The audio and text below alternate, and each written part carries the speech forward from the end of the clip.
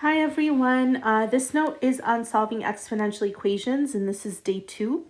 And just a reminder that when we're trying to solve exponential equations, we'll try to get common bases. But sometimes getting common bases isn't enough and we have to get creative with solving these equations. So today we're still going to get common bases, but we're going to get creative with our common bases. So let's take a look at some examples. This next one is quite tricky. We need to do U substitution.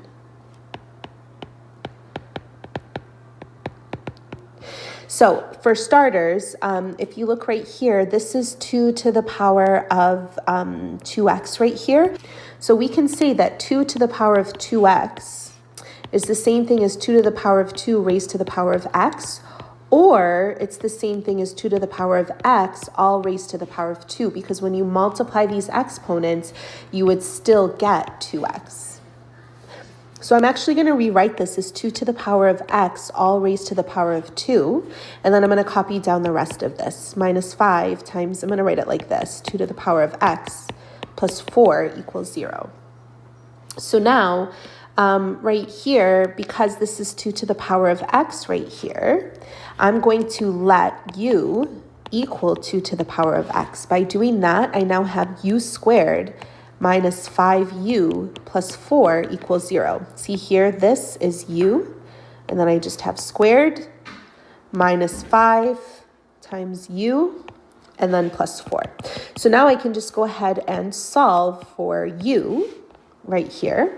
So we'll have u minus 4 and then u minus 1 equals 0. So that means that u equals 4 or u equals 1. But don't forget to sub this back in to solve for x now.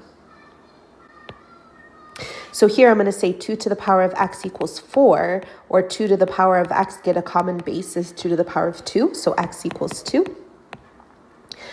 Or I'm going to say 2 to the power of x equals 1. So 2 to the power of x is the same thing as 2 to the power of 0, because remember, anything to the power of 0 is always going to be 1. So x equals 0. So now taking a look at number 3.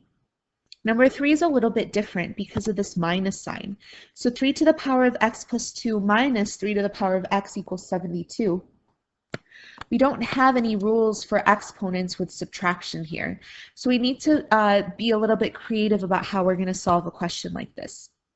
So instead, what I'm going to do is I'm going to break this up. I know it's I have addition in my exponent, so I know that essentially it's just 3 to the power of x times 3 to the power of 2. And then I'm just going to copy the rest of this down. Minus 3 to the power of x equals 72. Okay, now when I look at this right here, I see there's a 3 to the power of x in common with both of my terms. So what I'm going to do is I'm going to factor that out. So I end up getting 3 to the power of x times 3 to the power of 2 minus 1 is equal to 72. So I'm going to evaluate what I have inside of here, because that's a nice easy number. So I get 3 to the power of x times 3 to the power of 2 is 9. 9 minus 1 is 8. So I get 3 to the power of x times 8 equals 72.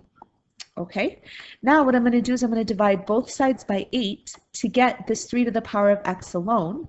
So I end up with 3 to the power of x is equal to 72 divided by 8 is 9. So 3 to the power of 2 has to be, 9 is 3 to the power of 2, so x has to be 2.